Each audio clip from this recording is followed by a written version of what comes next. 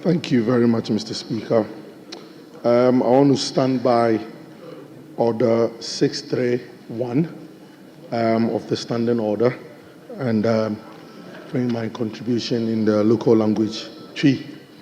Order 633. Are you going to do the interpretation in English? Yes, I can do that, yeah. If you can do that, but why do you want to do it in Twi? My constituents have told me severally that they want to hear or understand most of what we speak about in Parliament in the local language. So if I can indulge you on that, I would really appreciate it. Is that so? Yes, please. Right. Mr. Speaker, Didin Kameda Yunyaba Aye Felicia Ajay Sir Ode and some here we are to now. Kakra me pese me kan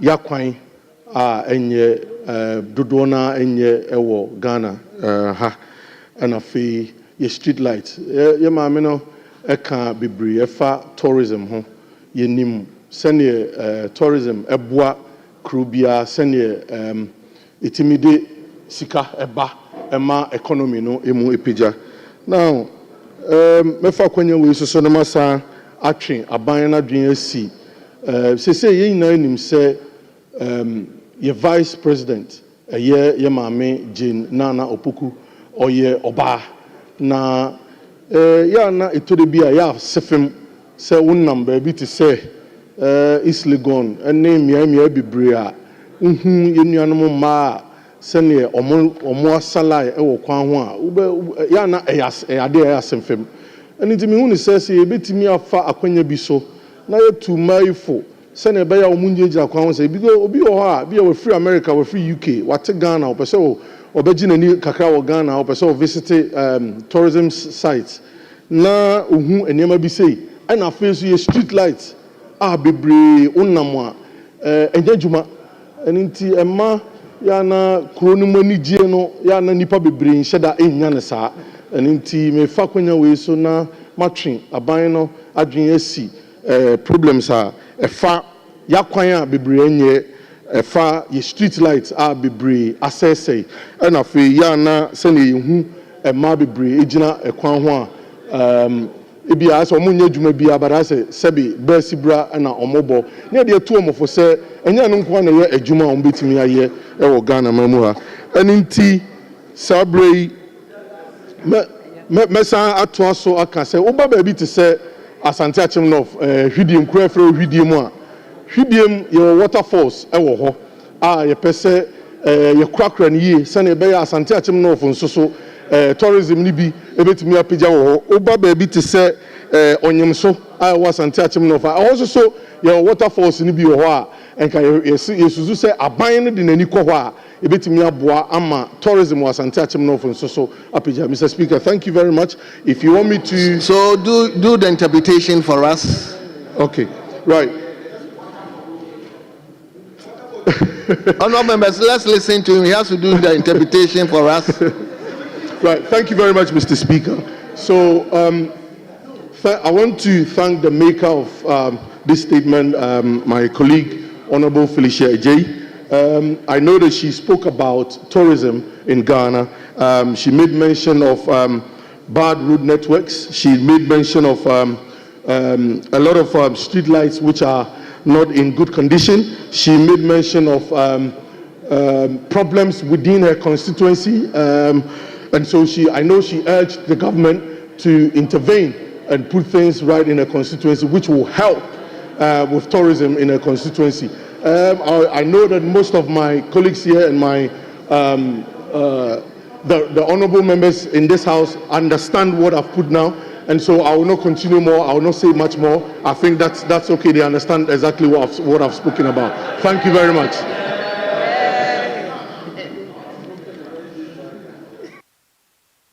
Very well, honourable members. Honourable Stewart, are you coming to litigate on this matter? Speaker.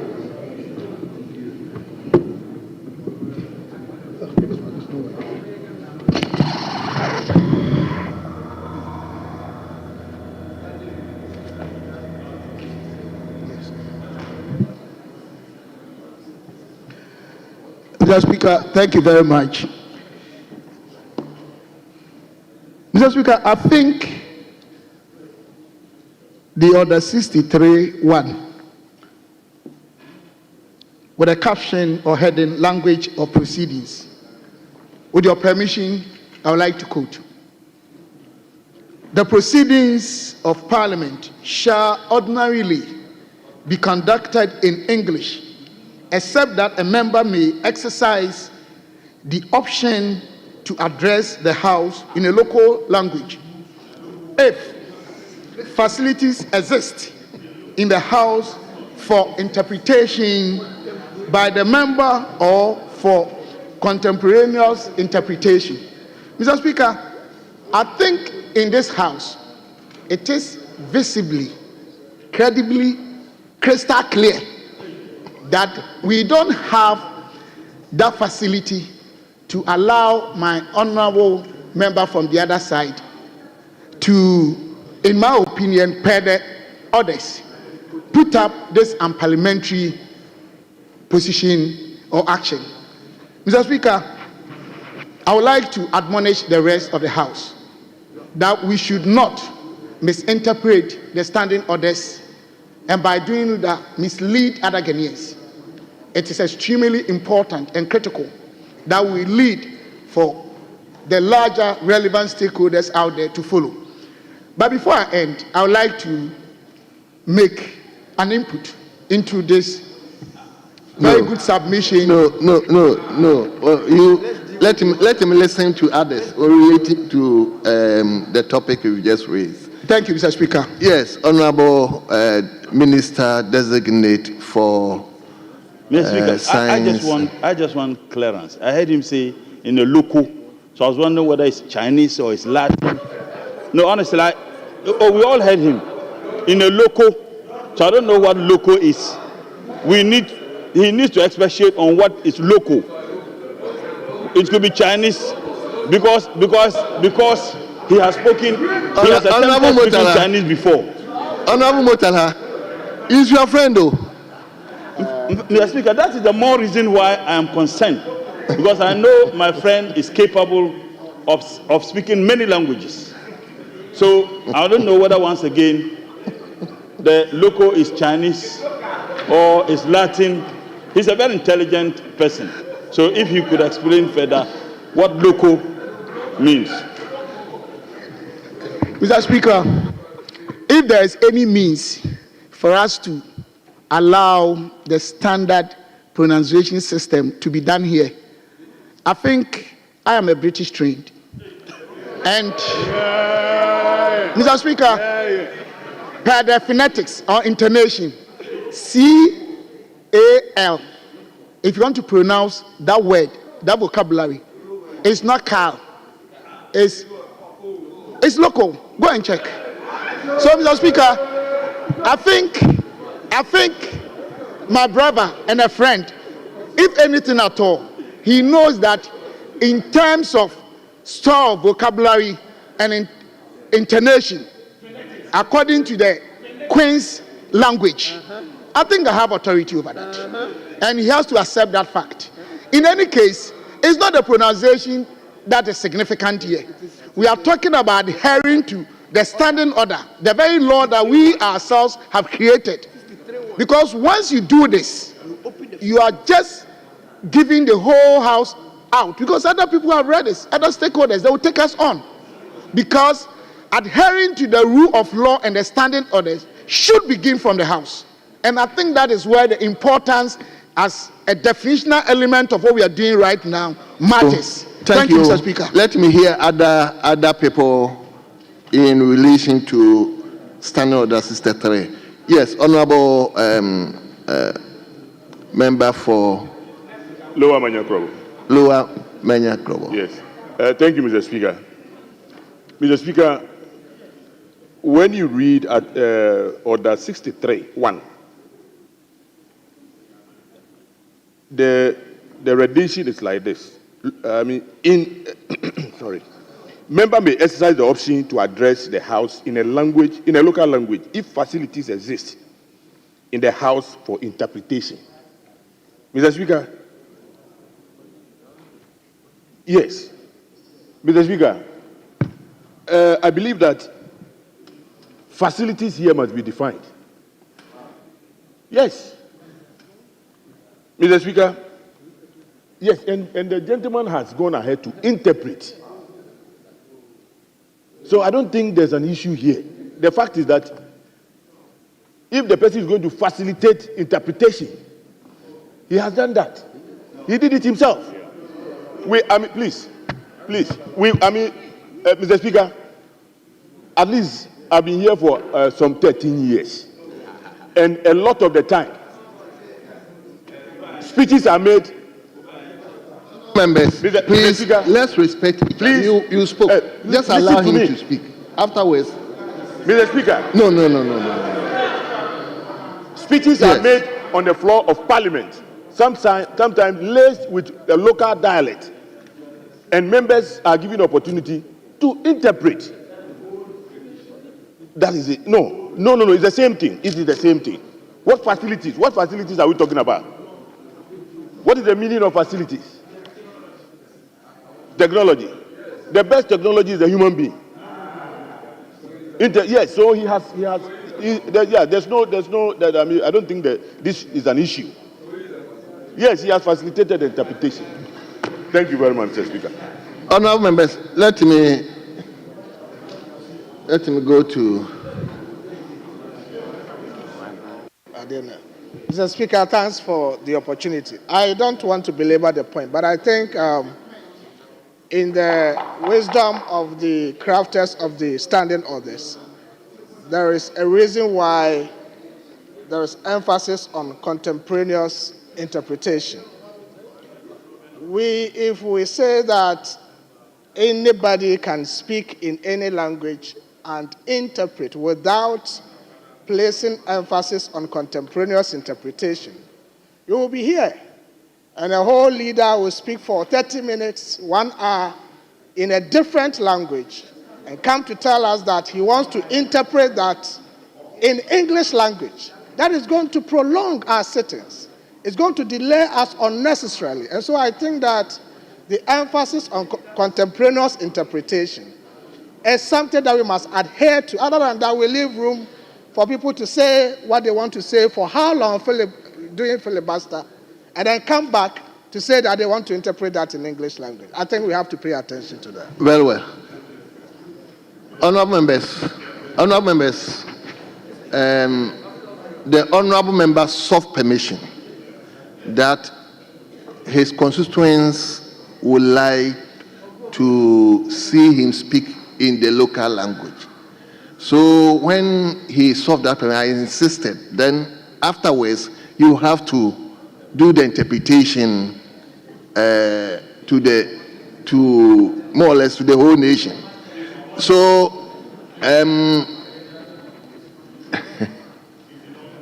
so I think we should allow him.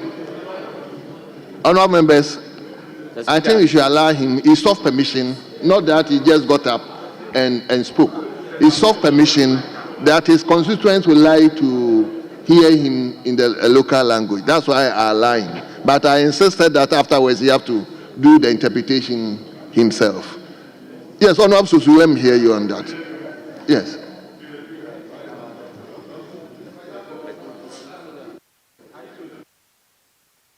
Mr. Speaker, the fact remains that the order says interpretation by the member.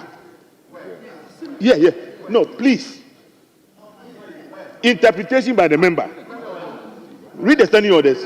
And then the other option, Mr. Speaker, the other option, listen to me. The proceedings of Parliament shall be ordinarily be conducted in English, except that a member may exercise the option to address the House in a local language if facilities exist. Hold it, please. In the House for interpretation by the member, or the other one is an option, or for contempt, or please, it's an option. He has facilitated the understanding of whatever he has said in tree, so that's okay. Please, it's okay. Sorry. No. Honorable Talabi, please address the chair. And therefore, I believe that now that we are talking about cybersecurity,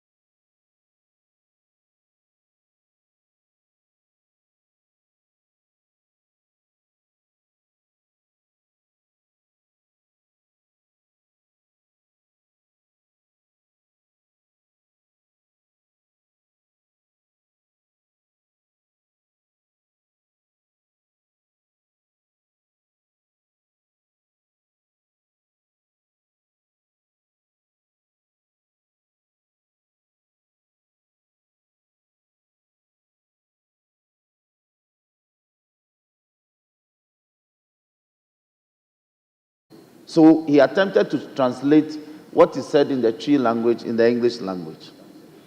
Now, so the invocation of Order 63.1 to, as it were, torpedo his efforts is totally inapplicable. Because under Order 63.1, the option is given, the contemporaneous option is a latter option.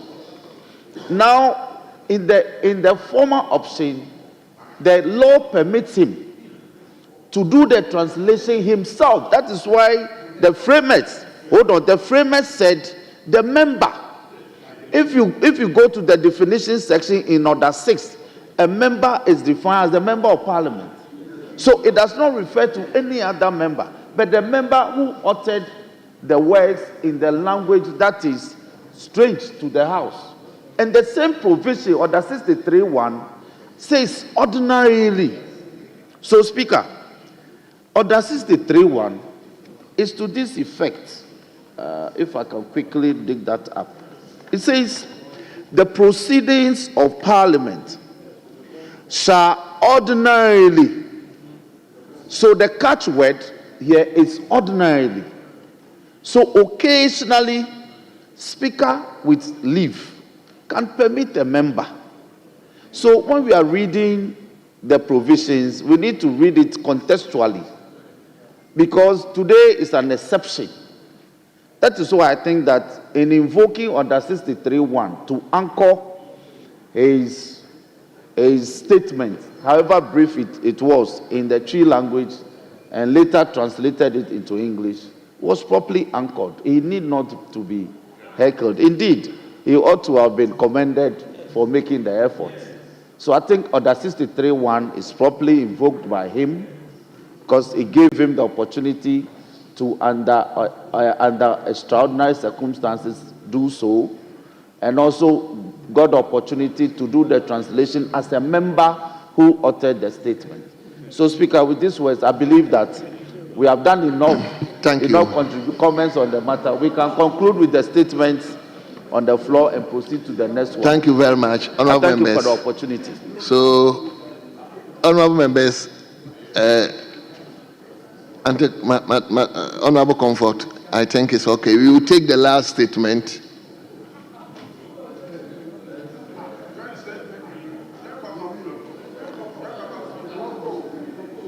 Speaker, I can see my members agitating for the joint caucus. So let me provide some information before we take the statement. The latest information is that the agenda for us, which will engage us for the joint caucus, is being concluded as we speak by the two leaders. they've gone to the Ministry of Finance to finalize the details. So in view of that, the joint caucus is being postponed to tomorrow, so that members will know how to arrange their affairs for today. So joint caucus postponed to tomorrow. So, Speaker, that's the information for the House. Thank you very much. So, on that note, leadership, will you give an indication? Yes, Speaker. So that after taking the agent statement from the member for Inanta South, we may. Inanta South, I was scheduling it for tomorrow. Yes, Speaker, but I tried to.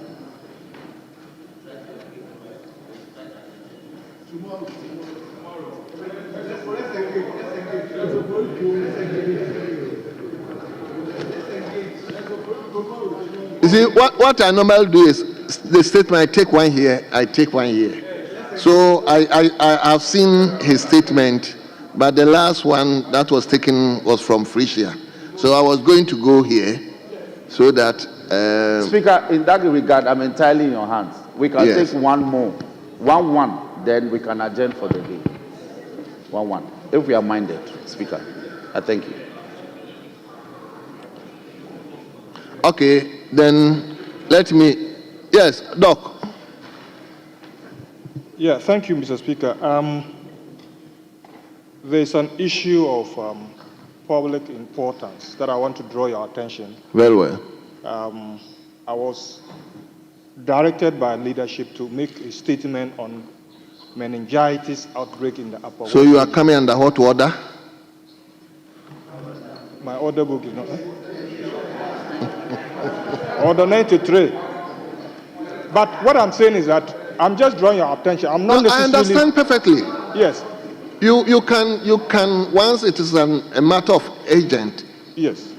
You will be given the opportunity to. But I just want us to know what we are doing. If you are coming under any agency to make any statement, then please anchor yourself with the appropriate standing orders. Speaker, I believe that the concern of the member, the Honorable Sandare, is that he was desirous of drawing your attention to the fact that he's been requested to submit a statement in respect of the urgent outbreak of meningitis in his constituency and in the area. But then he had no indication as to when it's been admitted and when he will be permitted to take it. So in view of the urgent one that is about to be taken from the Honorable Member for Inanta South, I thought he was trying to find out whether he could be considered today. I'm sure that is the indication he wanted. But I think if Honorable Member can just make the statement example, okay, then he can come under the 93. Yes, exactly. Then I will allow him, because this is a matter of urgent public. Public. Very well, Mr. Speaker. Mr. Speaker. Yes, Doc, let's hear you. I would rather plead to take it tomorrow morning because I prepared other medical officers to contribute. Very well. None of them is around. And wonderful. So good. Tomorrow morning, if I can be arranged to take it, good. It's still good. Thank you. Good. So then let me invite Honorable Member for Forikrum. So that's the arrangement, please. Speaker, I'm entirely in agreement. So that after Forikrum, yes, we can take it. Very well.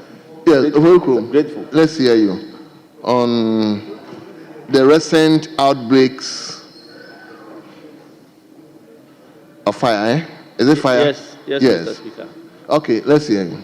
Thank you very much, Mr. Speaker, for giving me this opportunity to make a statement on the recent fire outbreaks in our markets and the growing threat of fires amidst global warming.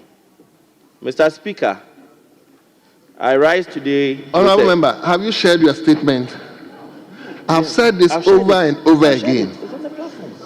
Because, you see, it will be of great interest and beneficial to all of us if the statements are shared, not even to your colleagues from the other side, so that the contribution can... Yes, Mr. Speaker, thank you. You still haven't responded to me. Have you I've shared it. There are a couple of members who have it. What about the other side? I shared it with a couple of members. I was just having a conversation with one of the members. Henceforth, we are going to be very straight on that. You don't just come and give a statement and that's the end. You read the statement, nobody knows the whereabouts of the statement. Yes, so I'm just, it's a general. Give a copy to them. Give a copy to them.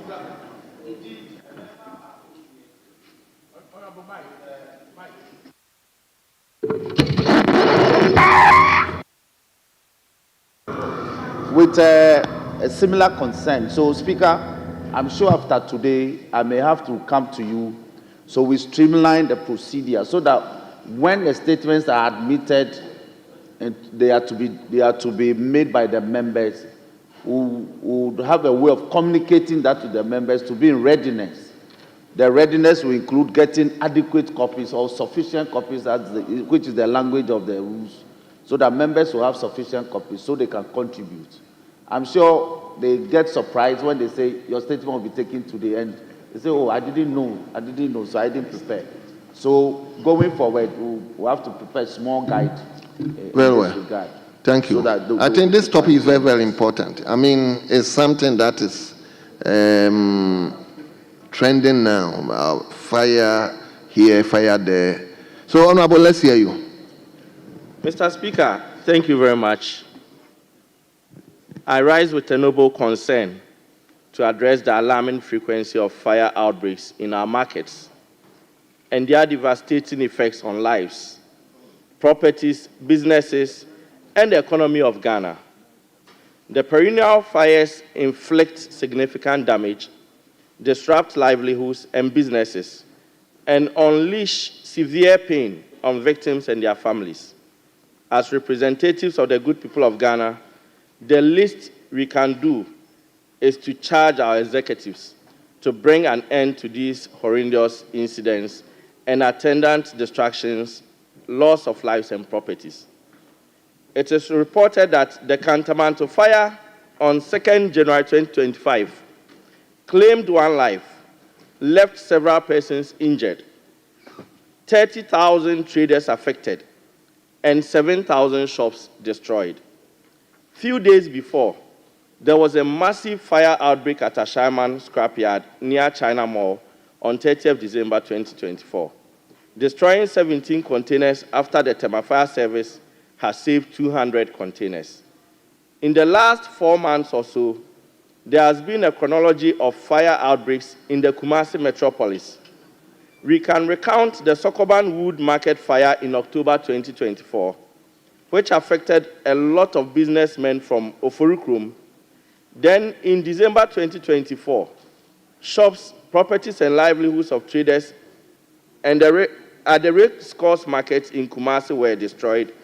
Fire destruction of houses and properties at Pankrono and Oforukrum followed. And on the 27th December 2024, a church and local TV station were lost to fierce fire at Krofrum. The worst occurrence on 4th January 2025, when fire ravaged through the Kwadasu Wood Market, destroying machinery, wood logs, and finished products. Mr. Speaker, as I even speak, just a few minutes ago, I was informed that there's fire ravaging a house in my constituency in an area in Oforukrum called Gari Market, Gari Factory, which has displaced about 35 people. Mr. Speaker, whilst fire victims in Accra and Kumasi were still counting their losses, another devastating fire broke out at the Aboabo Market in Tamale on 6 January 2025, causing significant damage to several shops and properties. Each year, we witness the same sad story of loss of lives and destruction of farms, properties, and businesses worth billions of Ghana cedis to fire outbreaks. Whereas various reasons have always been adduced to the fires, including global warming, arson, faulty electrical devices and gadgets, illegal connections, and sometimes the smell of political motivation, the continuous recurrence of these fires in our homes, markets, farms, cities, and countrysides every year informs us that we are still far from the root causes. Many statements have been made on this subject matter on the floor of this House. I today convey yet another one as a wake-up call on this August House for serious non-partisan deliberation on the matter to find a lasting solution to this perennial national issue. Mr. Speaker, the scope of the fires is not confined to our urban and city markets. It extends to our forests, grasslands, and farms, reflecting a global trend exacerbated by climate change. The consequences of these fires contribute to physical and mental devastation, hardship, and extreme poverty, as individuals lose their lifelong investments, capital, and properties, and sometimes even loved ones. It is imperative to know that the changing climate poses a significant threat to our agricultural sector, particularly our major cash crops. As weather patterns become increasingly erratic, the viability of crops such as cocoa, cashew, and oil palm is jeopardized, threatening food security and the livelihoods of countless farmers. We must recall the 1983 wildfires across the country, which ravaged swaths of forest land, crop farms, and the cocoa landscape, changed Ghana's ecology, and left behind what became a historic 2-year hunger crisis, and Ghana losing its position as the #1 leading producer of cocoa. Even as of today, extremes of weather conditions continue to pose a serious threat to our cocoa sector, which is the mainstay of our economy. As parliamentarians, it is important for us to understand these phenomena to better prepare for climate-related disasters. We need only look to recent events in California and Los Angeles, where devastating wildfires have led to deaths, destroyed homes, displaced tens of thousands, and resulted in significant economic losses. If what we are seeing can happen to well-resourced and well-equipped United States, then we are all forewarned. And to be forewarned is to forearm. This must, therefore, serve as a stark reminder for us as a developing nation to address our situation with urgency and effectiveness. The recent fire outbreaks in Ghana are part of a broader global trend where climate change plays a pivotal role. The increasing frequency and intensity of wildfires worldwide, driven by rising temperatures, prolonged droughts, and shifting weather patterns, demand our immediate attention. As legislators, we must recognize these events as interconnected and driven by larger climate shifts. This understanding should guide our policy discussions and legislative actions, emphasizing the urgent need for comprehensive strategies to mitigate the impact of climate change. We must prioritize investments in preventive measures, enhance our emergency response capabilities, and foster international collaboration to address the root causes of these devastating fires. Our response must be proactive and multifaceted, ensuring the protection of lives, property, and our environment. Mr. Speaker, the surge in wildfire incidents, both in Ghana and globally, is a stark reminder of the changing climate driven by global warming. Elevated temperatures and extended dry periods create ideal conditions of these destructive fires to ignite and spread. As weather patterns evolve, it's imperative that we remain vigilant and adopt environmentally responsible practices. We must focus on reducing deforestation, managing land use wisely, and cutting down on carbon emissions to mitigate the impact of these escalating climate threats. Additionally, we must consider the influence of the El Nino and La Nina on climate extremes.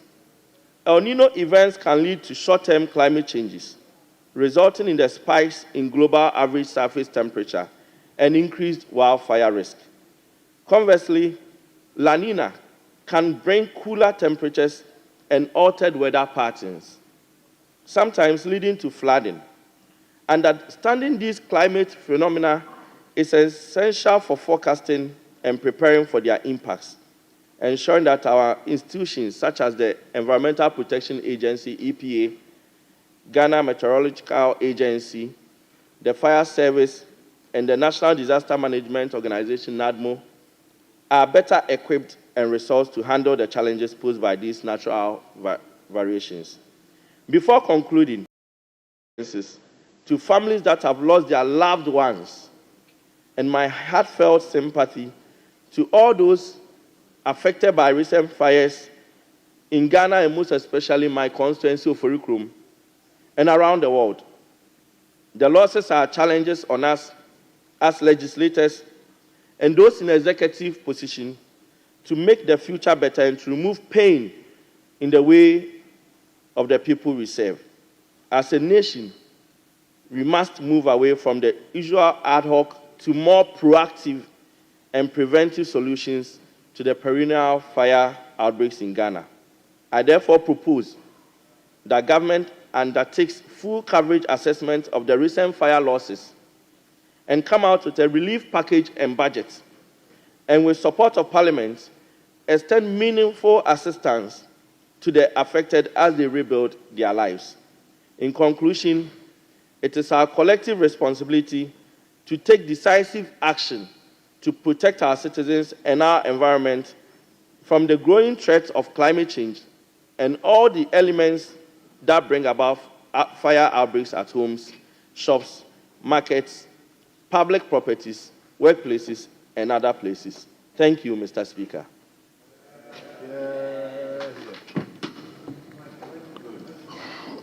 Yes. Honorable Xavier Susu. Thank you very much, Right Honorable Speaker. I want to thank the Honorable Member for this very, very timely... Honorable, please comment within 5 minutes. That is for my Right Honorable Speaker.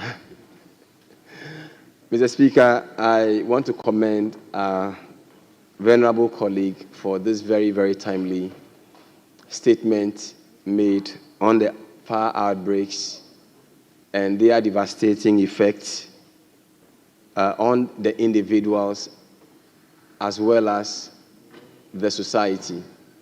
And Mr. Speaker, I identify with this statement so much because just last week, there was, that's about a couple of weeks ago, there was a major fire outbreak in the Medina constituency.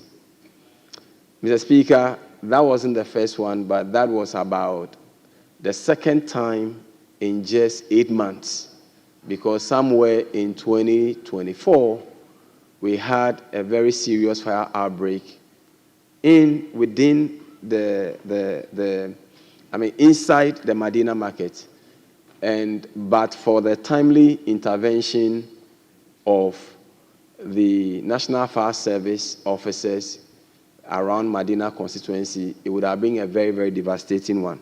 But Mr. Speaker, even then, the loss of property and the loss of, I would say, the livelihood of these traders was so massive that I had to begin a relief package known as the Medina Fire Victims Relief Fund, out of which the Vice President, the current Vice President, Her Excellency Professor Nana Akufo-Addo, had to come to Medina for us to make some financial packages to the women who were affected.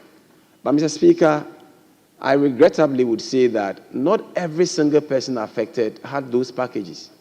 So irrespective of how much funds and intervention the government will want to make for persons who are victims of fire outbreaks, it will be so difficult for every individual to benefit. And that is why I believe that at the state level, at the municipal level, at our local assembly level, we would have to increase or tighten regulations when it comes to protection of people, or when it comes to maintaining safety protocols that allows for, or that reduces the incidence of fire outbreaks. Mr. Speaker, fire outbreaks, apart from the fact that it's both national and international in nature, particularly in the light of climate change and so on and so forth, the people it affects are people in our various homes and in our communities. In fact, I can count several, more than 10 fire outbreaks in and around the Medina constituency. They were not very major and massive, but people lost a lot of things. And this actually calls for increased education about fire safety in our society. And Mr. Speaker, I always want to point the nation to the revered Constitution and the obligation that the Constitution lays on all of us as policymakers.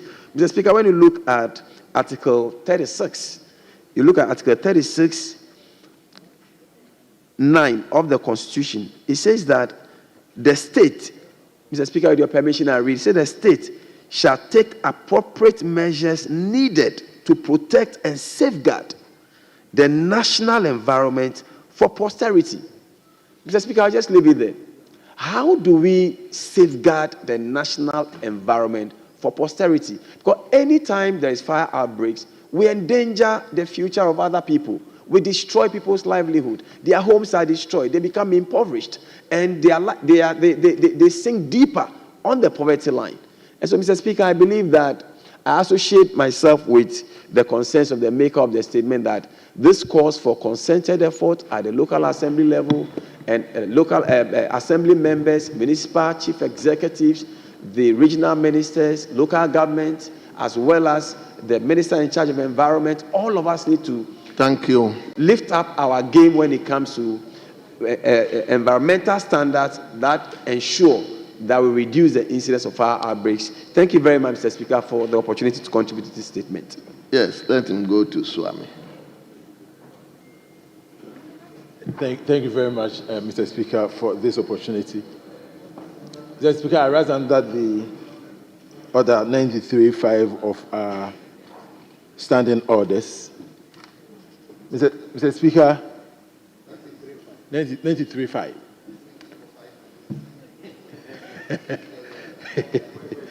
Mr. Speaker, I'll do just that. I'm sure I'll stay even below that. Mr. Speaker, I associate myself with the statement read by my brother and friend from Ofoyukrom, except that, and I commend him for the statement, except that when he was listing the fire outbreaks in the country, he failed to mention the two major ones that happened in my constituency, the Swami magazine.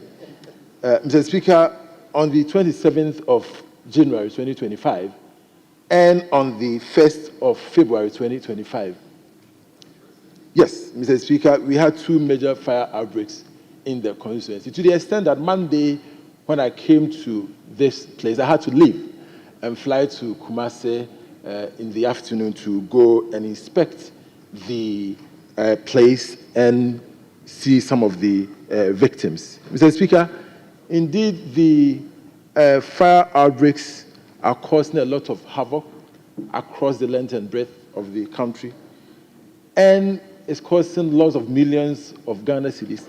Mr. Speaker, when I went to my constituency, the cost that these two fire outbreaks, the cost that they estimate, Mr. Speaker, is running into over 5 million Ghana cedis. And these are machines and oil. In fact, Mr. Speaker, at one place, we had over 50 vehicles bent. At another place, machines that my people use got bent. Mr. Speaker, people got injured. And so the problem my colleague is talking about is live and real, and we really need to look at that. Mr. Speaker, we may want to look at the causes of the fire.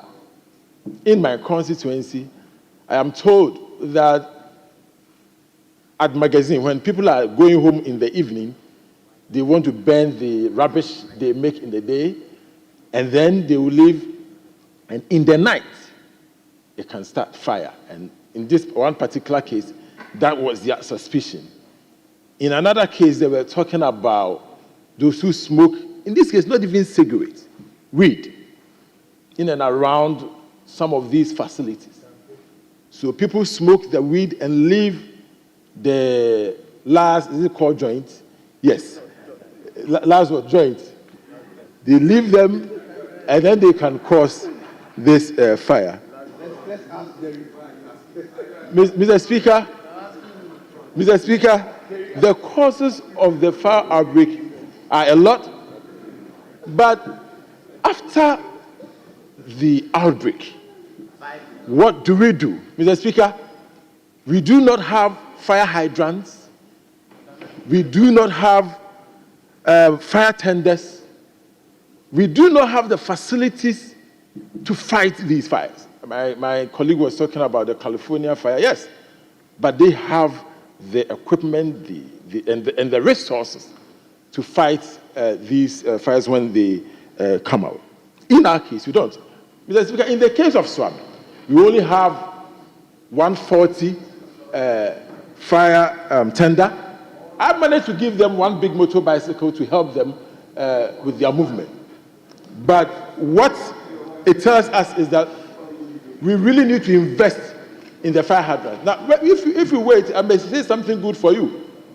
Mr. Speaker, today I started engaging some big people in the society.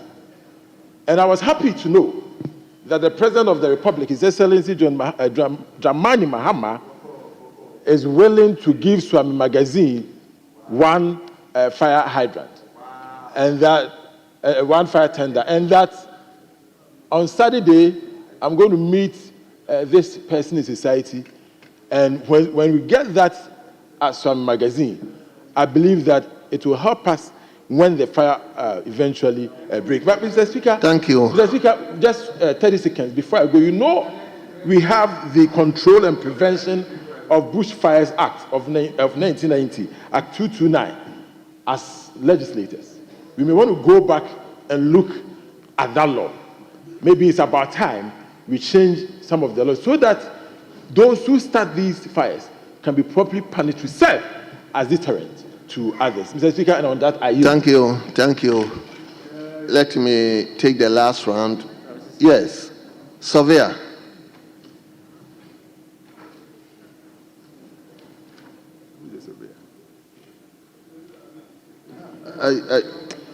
John, yes. Okay. Thank you, Mr. Speaker. I want to associate with a statement made by our colleague and to thank him so much for bringing these things to the fore.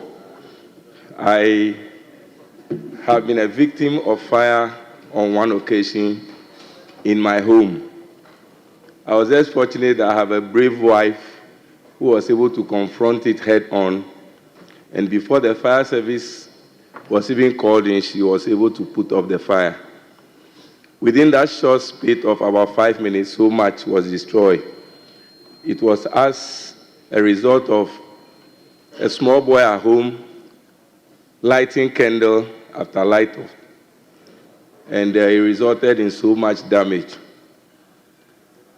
So we want to look at what the fire service does to us in times of this nature. Of course, they always complain about the challenges they have with their facilities, the hydrants, even some of them without water in. And sometimes as a surveyor, we have challenged about how the fire service tender even gets to our individual homes because of the poor planning practices that we have had over the period. And so, in as much as we want the fire service to attend to us as quickly as possible and to help us salvage the situation we find ourselves in, Mr. Speaker, I want to say that we need to look at our planning laws and not allow people to wantonly build on access roads that have been left based on our designs and planning. I had to physically destroy people's attempt to want to build on some of the roads to be able to maintain some law and order. Because sometimes going to the police or the planning authorities to come and put these things in order becomes a challenge. Because sometimes people go behind the scenes and do things that we cannot speak of on camera. Beyond that, I also believe that the workers themselves and the equipment they use as a government and as a society, we should always be conscious of whether they have the facilities they can use in fighting fire. During my election, I had the opportunity to meet my fire service unit in Sogakope, my district capital. And the report I got was that the last equipment that were bought for them was done at the time of the former president, His Excellency Evans Atta Mills. May his soul rest in perfect peace. Beyond his time, no serious investment had been made into the fire service as a unit. And sometimes, even if you go to their places of residence and offices, you lament that these are the people we want to come and help us fight fire at very short notice. I am personally helping them put up the office structure to make it more habitable. Maybe very soon I'll be done with that and then inaugurate or commission that. So in as much as we look at ourselves and the damage caused to our property, we may also want to look at the conditions they find themselves in as workers who we want to help us fight fire in times of need. I thank you so much, Mr. Speaker, for giving me this opportunity. And I pray that together as a people will help resolve their issues of equipment, places of abode, and also their office space. Thank you so much, Mr. Speaker. Yes. Dr. Mahama. Ralph, you've spoken today, so let me hear his voice. Thank you very much, Mr. Speaker. I think sitting down whole day without clearing my throat may be problematic. But on this, let me first and foremost commend my friend for bringing to fore the discussion about fires. Mr. Speaker, the global context was set by my friend. Locally, is giving cases of fires that have ravaged properties, businesses. Mr. Speaker, the nature of fires are not just those that affect households, businesses, but much more important, for instance, rural community or constituency like ours, is the bushfires that destroys farmlands and produce of farmers are gravely affected. Mr. Speaker, the national statistics on fire is staggering. Just between January and November last year, we have about 5,596 cases of fires. In contradistinction to the same period in 2023, that was a 6.5% jump in the cases. So the cases are not coming down. As a matter of fact, the bushfire cases are increasing. And the reported cases, these are just only reported cases. In many of the rural areas, our fire cases go unreported. And you would realize that if something is not done about it seriously, Mr. Speaker, we will have this issue. This year alone, just the first month, we are just in the second month, the cases of fire gives me an indication that if something is not done about it, we would have many more, the cases would have even increased more than last year that we have. Mr. Speaker, in my constituency, farmers have to deal with the migratory birds. And the north, if you like, is the food basket, and even rice farmers specifically. They are dealing with migratory birds as one of the first challenges, and Mr. Speaker, we'll be filing questions to that effect to the Agric Minister on how we can address that. But the second most important threat to the livelihood of farmers is wildfires, bushfires. Several hectares of farm fields have been destroyed due to fire outbreaks. But unfortunately, the fire service looks or appear helpless. When you contact them, they complain. While constituency, again, you realize that they don't even have fire tenders, offices, they don't have, like my colleague from Swami, I had to also support them with mobile, for instance, motorbikes in order for them to be able to do their work effectively. So, Mr. Speaker, we will have to look at that. How do we resource them? Even airtime for the Ghana Ambulance Service or Ghana Fire Service to be able to conduct public education and sensitization on fires, they don't have the resources, and we have to look at how do we resource them to be able to do this work for us. Mr. Speaker, last but not the least is the response to fires, the emergency, the disaster when it happens. NADMO is not ready all the time to come to the aid of these victims.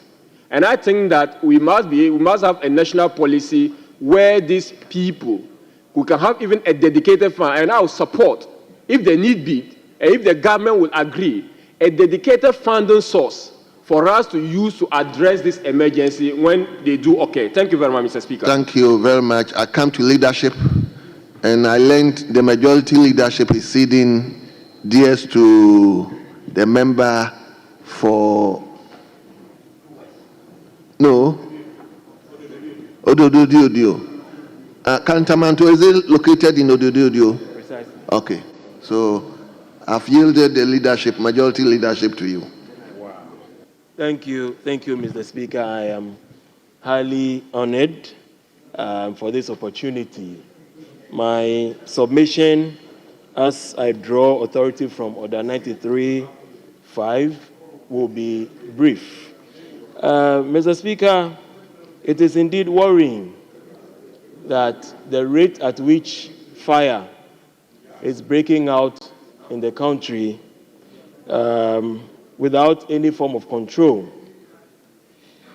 Just September last year, Zongo Lane in Ododio, my constituency, experienced one of the most terrible encounters of fire outbreak, where a stretch from one junction to the other near the Rollins Park got gutted down. Fire got burned for about a week without the fire service being able to put the fire out. In the end, families have been dispersed, properties worth millions of dollars have all been razed down. Mr. Speaker, I believe we all know, we are all aware of the famous Chinatown, which harbored all the goods that were imported from China, also got burnt in that instance. Just this January, about a month ago, we experienced another very terrible fire outbreak from the famous Katamanto market.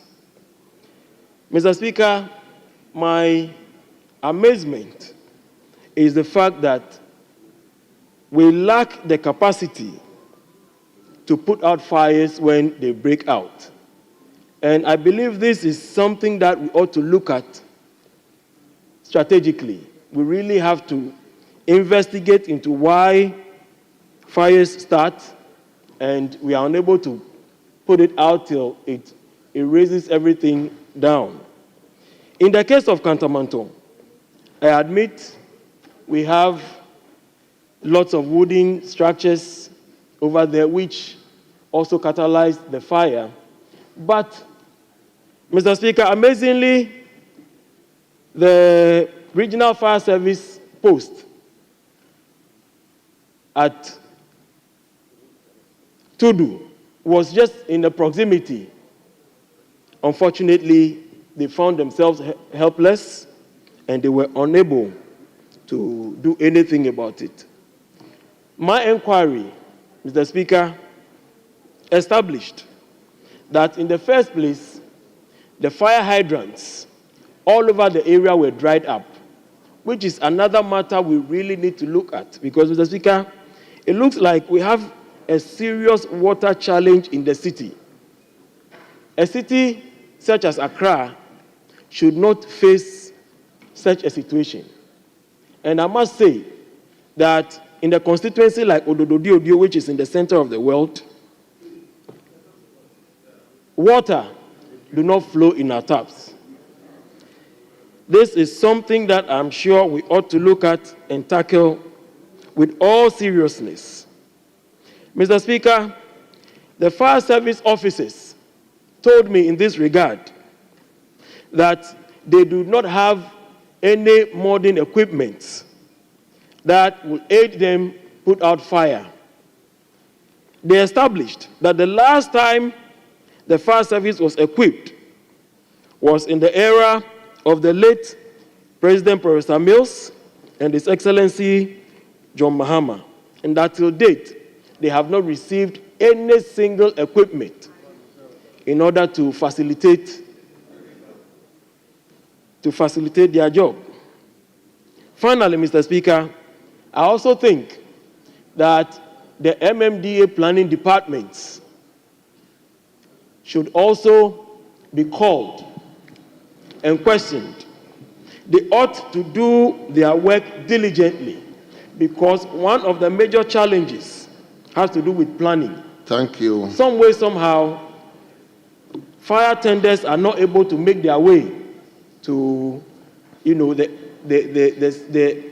venues where fires break out, and it is one of the reasons why fires got burnt out, and then we are not able to put them out. So please, Mr. Speaker, in conclusion, I also say that we need to look at this case of fire outbreaks seriously enough, just so we prevent the happenings. Finally, we don't get to see the reports of the investigations as conducted by the fire service and the police, which indicates the causative factors of such fires. I believe once the reports are out and we get to know, it will also aid, the public to help curb such occurrences. Thank you so much.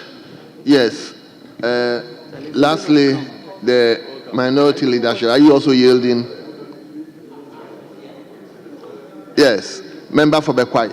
Thank you, Mr. Speaker. Oh, Doc, you wanted to speak? I'm already up. No, okay. Yes, Bekwai. Thank you, Mr. Speaker. Mr. Speaker, first of all, when it comes to experience, I do not think that there is any member on this floor that has received his or her first share in terms of fire outbreak better than me. If I recount, on the 26th December 2018, I lost my personal home, my house, to fire at a fault that had nothing to do with me, but Ghana Electricity Company Limited. Mr. Speaker, my entire household, my house, was razed down by fire in 2018. And this is a matter of public information. So I understand how it feels to lose or to be a victim of a fire outbreak.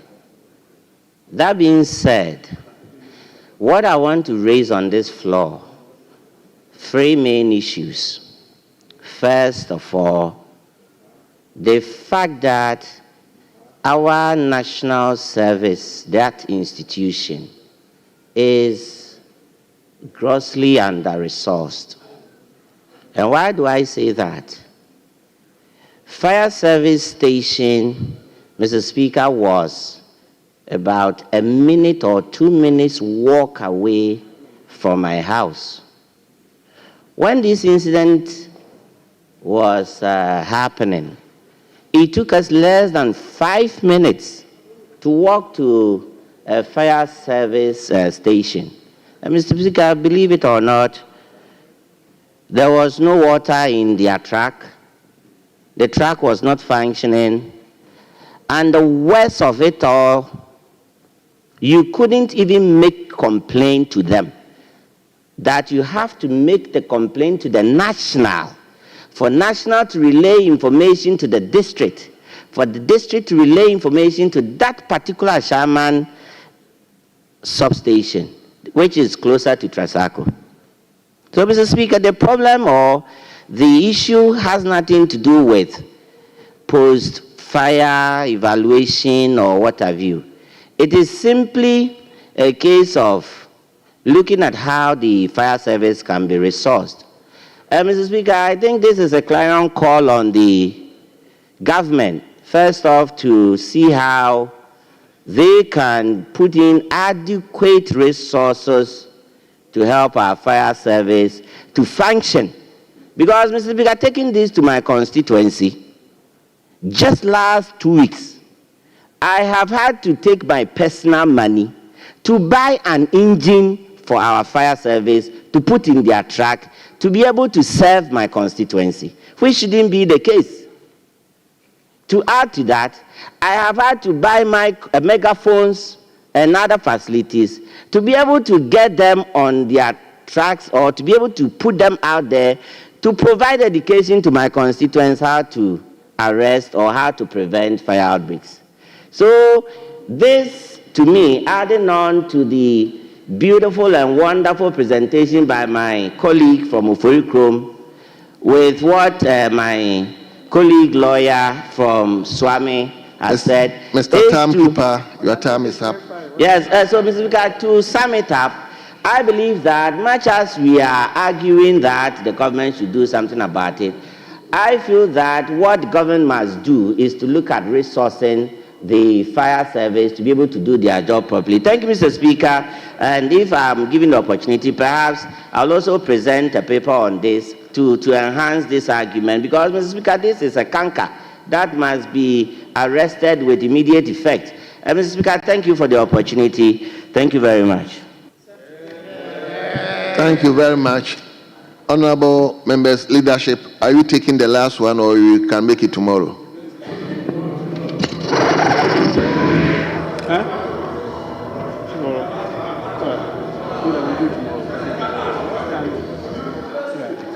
Okay, let's take it.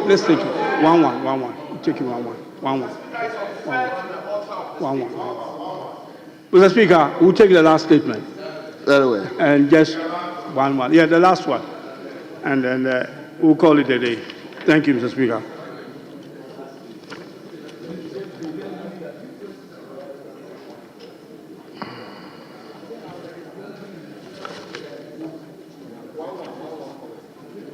Yes, my brother, I'm just looking at your statement. Thank you, Mr. Speaker. Yes. Honorable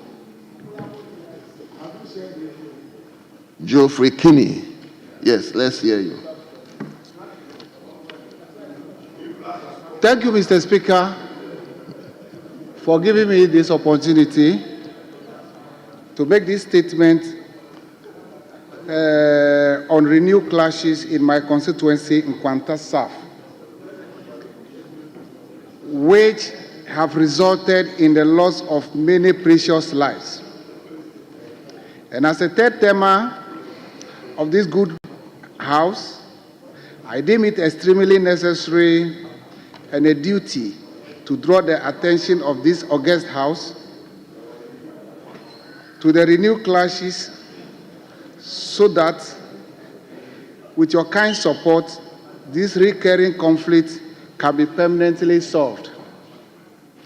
Mr. Speaker, first and foremost, let me state that the constituency is a municipality in Oti region, recently carved out of Volta. The renewed clashes are between the Adeles, Achudes, Chalas, and a Muslim group in Nkwanta. The conflict happened as a result of a dispute over unclear land boundaries among the feuding factions and tribes. Mr. Speaker, may I use this occasion to report to the House that a total of 22 precious lives had been lost since 2022. And as I make this statement, the entire township of Nkwanta has been deserted, turning the place into a ghost town. Government institutions such as banks, schools, hospitals are not functioning fully, while general economic activities and social life has grounded to a halt. As most people have fled from the municipality to avoid further loss of lives and property, other forms of violence perpetrated by the various factions includes attack on farms, destruction of shops, and burning of houses. Right Honorable Speaker, at this juncture, let me use this occasion to congratulate and to commend the security agencies comprising of the police, military, fire and the immigration officers, as well as NADMO, whose personnel were able to work tirelessly to restore law and order. May I also add that the continued presence of these security agencies has immensely contributed in subsiding the hostilities considerably. It is my fervent prayer that the military will remain in the municipality for some time until calm is fully restored. Mr. Speaker, instead of applying peaceful means and dialogue to solve these misunderstandings, the factions have resorted to violence, resulting in the loss of innocent lives. Indeed, the conflict has taken a deep toll on the people, and until total peace is restored, economic, social, and educational activities cannot proceed in a normal way. In finding a lasting solution to the conflict, let us do well to take into account all the various factors that directly or indirectly tend to fuel dispute at various places. This includes social exclusion or marginalization, extreme politicization of issues, lack of trust, and suspicion of public officials by the different tribes. Let me add that a comprehensive approach which takes into account all the above factors is the surest way to resolve the conflicts in Nkwanta South. Right Honorable Speaker, as the incumbent member of Parliament of the constituency, I wish to pledge my fullest support and commitment to every effort that will be made to bring peace to the area. On my part, I have so far played a neutral role as a peacemaker by doing all in my power to apply communication to draw their attention to the urgent need for dialogue and the negative impact of violence on the constituency. In addition, I wish to request that a special committee be constituted by the appropriate authorities to critically and dispassionately delve into all the issues with the sole aim of finding a lasting solution. Mr. Speaker, in conclusion, I would like to sympathize with the bereaved families, those who have lost their properties and displaced, and to plead with all factions to hang their gloves while efforts are being made to bring peace. I therefore call for the kind support of charitable organizations to come to our aid. Mr. Speaker, I want to thank you once again for this opportunity. Thank you.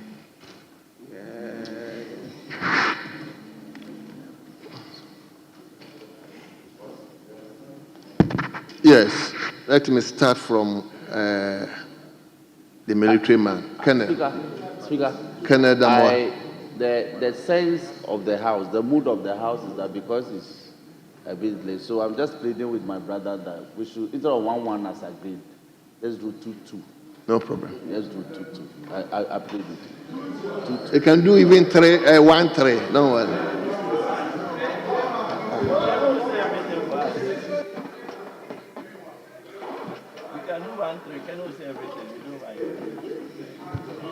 Colonel, let's hear you. 5 minutes, please. Thank you very much, Mr. Speaker, for the opportunity given to me to contribute towards the statement made by my honorable friend from the other side. Mr. Speaker, conflicts and disputes of all types are creating problems for all of us.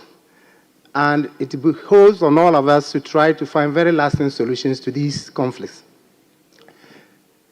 There are no conflicts with the same or similar ingredients. They may vary from particular areas to others. So there may be peculiarities about some specific conflicts. And we need to delve so much into them to find the real root causes and the appropriate solutions to make sure that we find lasting solutions to these problems. As they keep recurring, they take different dimensions.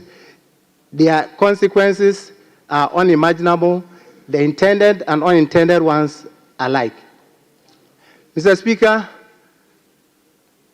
oftentimes when these problems occur, instead of all of us, especially those directly in those conflict areas, coming together to find solutions to them, we tend to mix them up with other considerations, such as, in some cases, political considerations. And once we bring politics into some of these matters, then they become intractable and difficult to resolve. The case of Nkwanta, unfortunately, has been recurring. And I'm happy that our brother, who is a member of parliament for that area, is bringing it to the fore of this parliament for all of us to have a look at it and see how best we can resolve these disputes.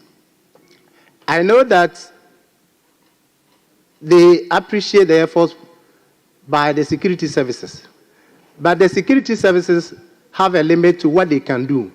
The disputing parties are the ones who really hold the key to the solutions to these problems. As long as they are prepared, willing, and able to allow some of the tensions to calm down and have a spirit of forgiveness and tolerance, it becomes easier for the security services and other stakeholders to find solutions to these problems. But oftentimes, the problem occurs, we find ad hoc solutions to them, we try to manage the solution, the disputes in a manner that will appease some interest groups, and then without getting to the root causes of the problems, then they recur. And we go in once again with the security services. And that may not help matters. So what may be useful in this context is to have some mediation efforts from people who may not be directly related to the conflict or may not have interest in the conflict, and then with the cooperation, assistance, and preparedness of the parties involved to find solutions, we are better placed to do so. He said a lot, and I believe he means well, but on his own, probably it will be difficult for him to find solutions to these problems. I have had an opportunity to visit the area when I was Commissioner for Customs, and I had the opportunity to learn about some of the challenges there. So these are matters that when they start, it becomes very, very difficult to manage them. Mr. Speaker, in 1985, I was a very young man, a platoon commander, a lieutenant in the army, and we had the Kusasi Mamprusi crisis for the first time in Boku. I was one of the first officers sent there to manage the conflict. 1985 up to today, we still have that conflict. So I'm just drawing the attention of the members that once a conflict erupts, if we don't try hard to go to the basic roots of the causes of these problems and find objective means of solving them, with take sides, it becomes very, very difficult to solve them, especially when partisan matters are mixed with customary, land, and other matters. It then becomes difficult for you to go in because you'll be thinking about the votes that you may get from one side. And if you are not careful, then you become a victim yourself, and you are unable to offer very pragmatic, objective solutions to the problems and challenges of the area. I sympathize with my brother, and I hope that all of us would take this matter as a serious one and find a lasting solution to that problem. Thank you, Mr. Speaker, for giving me this opportunity. Thank you so much. 1, 2, 3, 4, 5, 6, 7. I'll begin with the lady.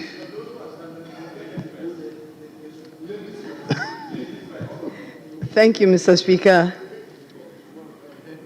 for the opportunity to contribute to this heartbreaking statement made by Honorable Geoffrey Kinney, MP for Nkwanta South Municipality or constituency. Mr. Speaker, like the honorable member from the other side said, this conflict started about 30 years ago when I was a border patrol officer in Nkwanta. When the conflict started, it was between two tribes, the Atwedes and the Chalas. Mr. Speaker, there were no killings about 15 years ago. But of late, what has happened is that anytime there was this conflict, when another tribe, when a person from another tribe is killed, then that tribe joins the conflict. So initially, it was between the Chalas and the Atwedes. An Adele man was killed, then the Adeles joined. Of late, a Muslim has been killed, then the Muslims joined. So we need to actually look at the actors of this conflict. The primary actors, those who are involved in the conflict, and then those who are also having interest, the secondary actors, and then the others who hide behind the conflict. They hide behind the conflict to do the killings. They are the shadow actors. Mr. Speaker, in every conflict, the shadow actors are more dangerous than the people who are involved in the conflict. What is happening is that when people are arrested, when this conflict began, when people are arrested, no proper investigations are done, and then the culprits are left unpunished. That's why this continues. Mr. Speaker, in Nkwanta municipality, they are farmers. Now people are afraid even to go to their farms for farming activities. It's also another commercial center. When it comes to marketing, Nkwanta market is a very big market on Mondays and Tuesdays. Mr. Speaker, unless we actually look at what to do about the shadow actors who are hiding behind this conflict and to deal with them, this conflict in Nkwanta will never end. Mr. Speaker, I want to say that this assembly, as a result of this conflict, this assembly is struggling. The MP has put his personal resources in giving relief items to the victims. Last year, when this conflict started, the items that were meant for the flood victims, almost half of the items were given to these conflict victims. So there's a backlog of flood victims who have not received their items. Just last week, the RCC, the Regional Coordinating Council, is complaining. They've run out of resources for even these conflict victims. The disassembly has run out. They cannot even generate, funds from the IDF. They can't. So the time has come for the National Peace Council and all stakeholders to come together to adopt, Mr. Speaker, a more proactive reconciliation or peacemaking approach so that Nkwanta will once again be a peaceful place for the people to be able to go about their normal activities or duties. Thank you, Mr. Speaker, for this opportunity. Yes, my brother. Thank you, Mr. Speaker. I rise to sympathize with my senior colleague from Nkwanta. And I want to speak on this subject matter passionately because as a country, to my view, we're mostly interested in curative measures either than the preventive measures that will not put us into such situations. We cannot talk about indigenous conflicts in Ghana when we leave out land and land boundaries. Traveling somewhere in Africa, land administration system alone has been able to cure a lot of conflicts among tribes. But as a country, we are looking at a conflict which is a result of something, but we are not looking at what is causing that result. When you look at conflicts that we can mention of like Nkunya, Alavanyo, Peki, Chito, all these conflicts are as a result of land disputes. If as a country we can put measures in demarcating clear boundaries of traditional areas and within and among tribes, I think we would have been curing parts largely of the conflicts that we would have been curing today. Mr. Speaker,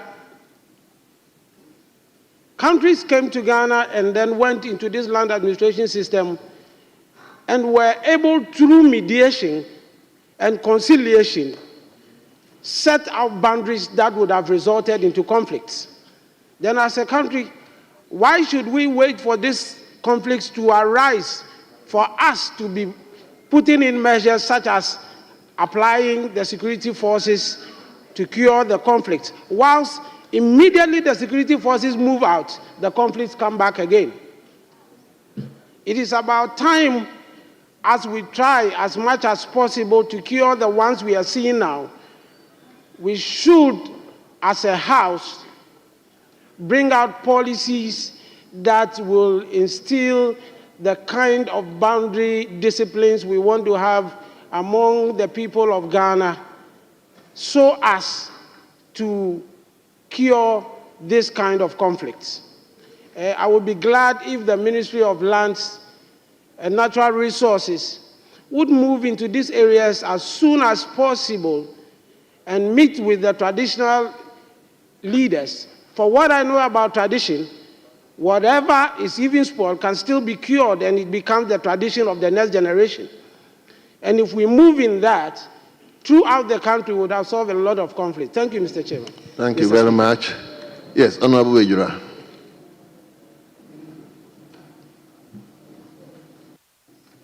Thank you, Mr. Speaker. Mr. Speaker, I also rise to support the statement made by my good friend, Honorable Kini, MP from Nkwanta South. Mr. Speaker, let me use this opportunity to commend the security services for the support they've given to that community. Mr. Speaker, we all know that this conflict at Nkwanta South is between 3 different community or tribes, where we have the Adelis, the Chodis, and the Chalas, all because of land. Land has been a source of conflict in many areas within this country and outside the country. Mr. Speaker, my community, which my colleague has just mentioned, Chito and Peki, has been in conflict for some time now. Mr. Speaker, all because of a piece of land. And I believe that that piece of land, which has gone through some form of litigation over the years, and judgment has been given to one side or the other, and currently is still at appeal court for determination. Mr. Speaker, I want to plead with any case concerning other stool land, family land, or traditional land that has been with the court that has not been litigated or resolved. Let's have mechanism to resolve it as early as possible. And let me also state that the cost of maintaining security services in a particular conflict zone is so huge. We cannot continue spending our taxpayers' money just to resolve conflict in either land litigation or whatever. The Member of Parliament has mentioned that he has spent so much of his own resources because the assembly is not working. I believe my colleague from Pusiga, my colleague from Boku, and my colleague from all these conflict areas have spent so much of their own resources. And we need to have permanent solution to some of this thing. And I believe apart from the mediation that we are talking about, apart from putting committees that will resolve this thing, the resolution should come from the people themselves. Why should someone claim ownership of the land? Another person also come and said, we were here before you. In some cases, it is not because someone was there before you came. It is all because somebody has married into a family and they decide to give the land to the person with the land.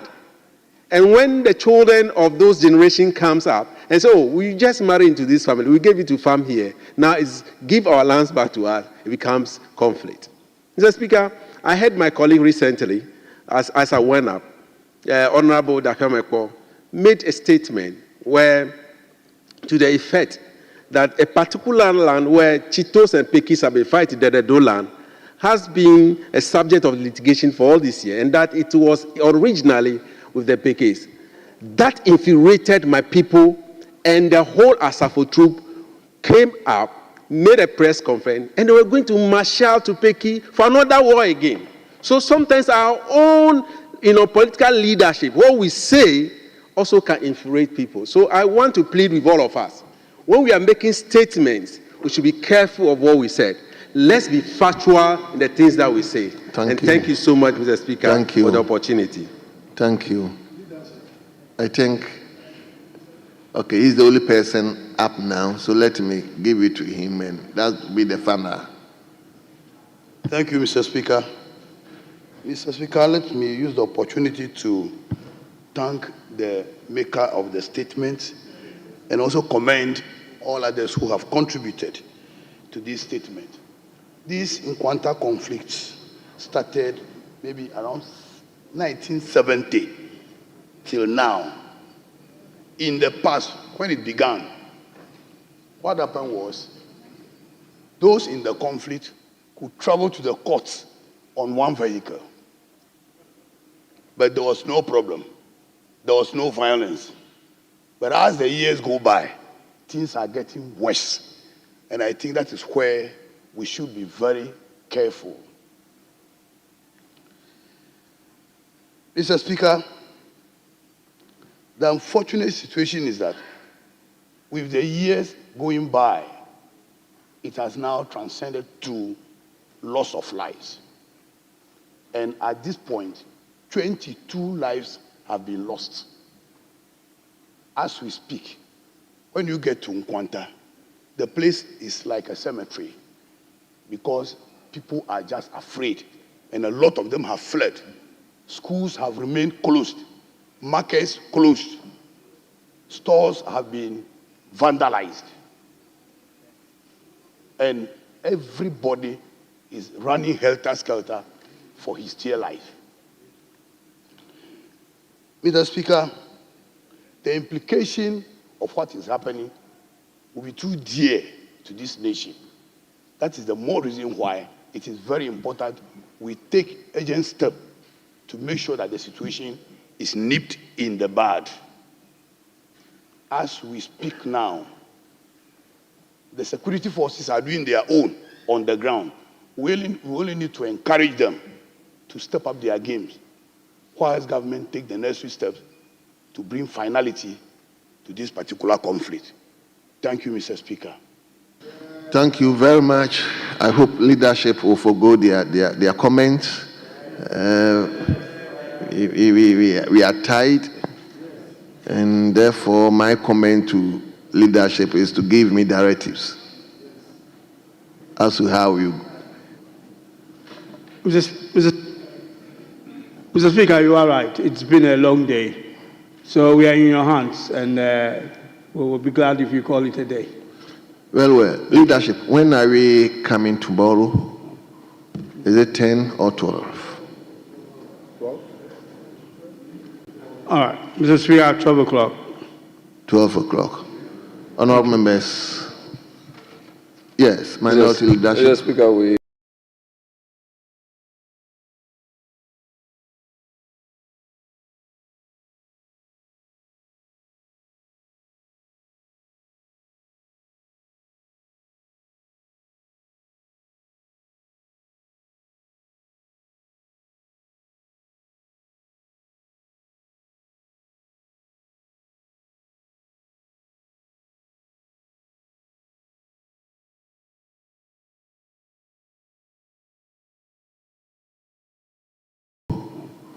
Is it 10 or 12? 12. All right, Mr. Speaker, 12 o'clock. 12 o'clock. Honorable members. Yes, minority leadership. Mr. Speaker, we are amenable to 12 o'clock. 12 o'clock, yes. Very well.